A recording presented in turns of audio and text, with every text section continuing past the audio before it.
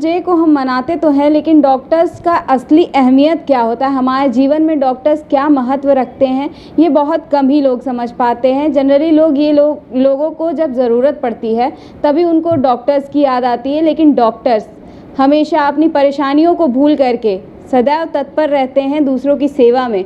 वो किसी भी परिस्थिति में दूसरों की सेवा ज़रूर करते हैं। इस बार हम 32वां डॉक्टर्स डे मना रहे हैं 1 जुलाई को। अभी हमारे साथ मैम मौजूद हैं डॉक्टर सरिता जी, उनसे हम बात करेंगे कि आखिर डॉक्टर्स डे तो मनाया जाता है, लेकिन उसका असली मतलब क्या होता है। मैम, सबसे पहले आपका परिचय। मैं डॉक्टर सरिता सक्सेना हूँ, वीरांगना अवंतीबाई चिकित्सालय की मेडिकल सुपरिटेंडेंट। डॉक्टर्स डे बहुत अच्छा है, एक अच्छी प्रथा है डॉक्टर्स डे मनाने की, बट डॉक्टर भी एक इंसान की तरह से ही है जो अपना जनजीवन और अपना पारिवारिक जीवन और अपना जो भी वर्किंग प्लेस है उससे एक सामंजस्य बिठाकर काम करने की कोशिश करता है। मैम, जैसे आप एज अ फीमेल डॉक्टर, आपको कितनी सारी परेशानियों का सामना करना पड़ा, ये कितनी लंबी जर्नी रही, यहाँ तक आने के लिए क्या क्या करना पड़ा।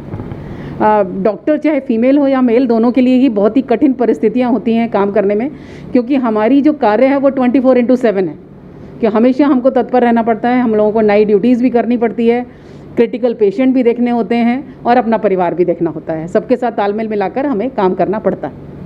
मैम, कोरोना इतना भीषण 2 साल लेकर गया है, इसमें इतने भयानक मरीज आए होंगे, इतने सारे केसेस आए, उन सब चीज़ों को आप लोगों ने किस तरह से हैंडल किया। कोरोना एक बहुत बड़ा चैलेंज था हम डॉक्टर्स की लाइफ में, जिस समय लोग लॉकडाउन करके घर में बैठे हुए थे और हम सब लोग बाहर थे कि एक दिन की भी छुट्टी नहीं थी। हम लोगों को अपने परिवार को घर में छोड़कर तब काम करने आना पड़ता था और बहुत बड़ा चैलेंज था। बहुत ख़राब स्थिति देखी हम लोगों ने। तब मैं राम मनोहर लोहिया चिकित्सालय में पोस्टेड थी और वहाँ पर एडमिनिस्ट्रेशन का कार्य भी देख रही थी। बहुत बड़ा चैलेंज था हम लोगों के लिए, क्योंकि मरीज़ों को बेड ना मिलना और बहुत ख़राब स्थिति में आना और उसको मैनेज करना एक बड़ा चैलेंज था, जिसको कि सरकार की साथ में मिलकर हम लोगों ने निकाल पाए समय, कठिन समय निकाल पाए वो। जी मैम, ये कह रही थी कि जैसे महिलाएं होती हैं, जो नर्सेज होती हैं, डॉक्टर्स होती हैं, उनको काफ़ी लंबी जर्नी फेस करनी पड़ती है और काफ़ी लंबा कुछ फेस करके आई भी होती हैं। अब उनको रात को भी नाइट ड्यूटी भी करनी होती है, उसमें कई तरह के लोग आते जाते हैं। उस टाइम पे, उस दौरान किस तरह की समस्याओं का सामना करना पड़ता है। रात की ड्यूटी सबके लिए बहुत मुश्किल है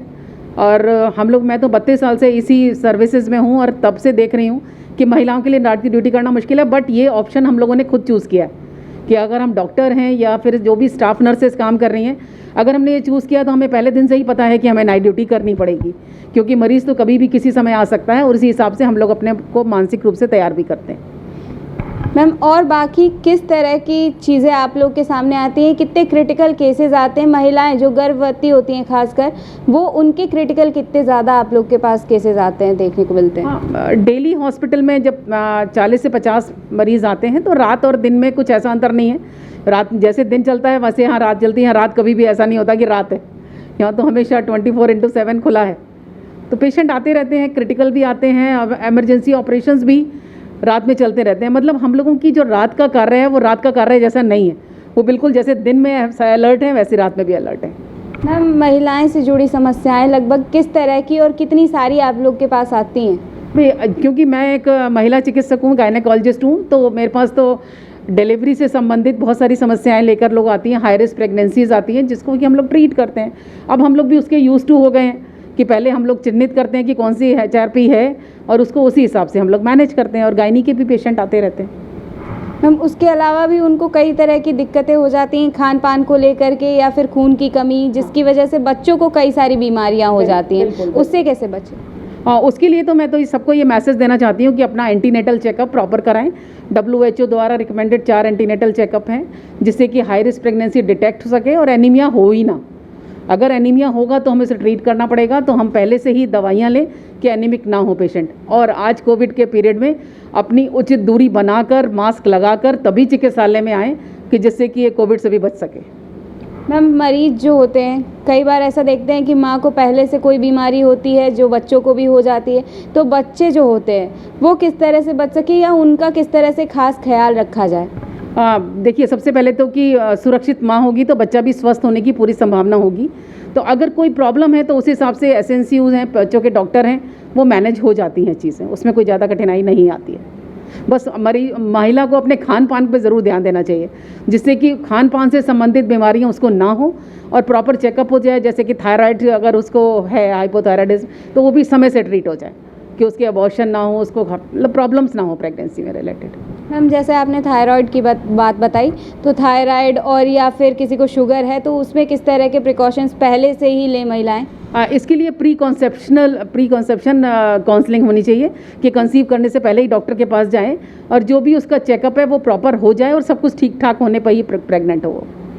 मैम आप महिलाओं को एज अ फीमेल डॉक्टर क्या संदेश देना चाहेंगी कि वो किस तरह से अपना खास ख्याल रखें, या तो वो गर्भवती हैं तो रखें, नहीं तो ऐसे भी वो किस तरह से अपना खास ख्याल रखें? सबसे पहले तो मैं समाज में मैसेज देना चाहूँगी कि लड़कियों और लड़कों में अंतर ना करें और लड़कियों की देखभाल किशोर बचपन से ही लेकर और किशोरी होने पर भी उसकी देखभाल अच्छी तरह करें। उसमें साइकोलॉजिकल और फिजिकल जो चेंजेस आ रहे हैं उसके बारे में उनको जानकारी दें और उसी समय से वो एनीमिक ना हो, जिससे कि अगर किशोरी एनीमिक होगी तो एक गर्भवती महिला एनीमिक होगी।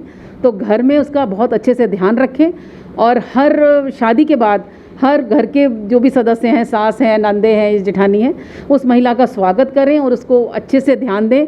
और पति का फ़र्ज़ है कि दोनों मिलकर एक अच्छी सी फैमिली प्लानिंग की भी पूरी प्लानिंग करें और जब गर्भ धारण करने का उसकी उम्र हो तभी गर्भ धारण करें। 2 बच्चों में अच्छा अंतर रखें और प्रेग्नेंट होने में उसका प्रॉपर एंटीनेटल चेकअप चिकित्सालय में जाकर कराएं, जिससे कि माँ और बच्चा दोनों स्वस्थ रह सकें। धन्यवाद।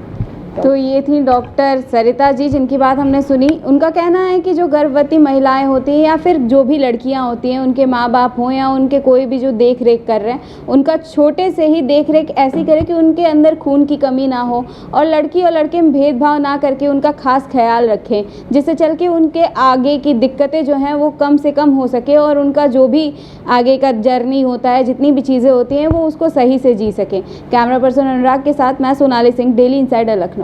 यूपी और देश दुनिया की तमाम ताजा तरीन खबरों के लिए गूगल प्ले स्टोर से आज ही डाउनलोड करें हमारा तेजी से उभरता न्यूज ऐप डेली इंसाइडर।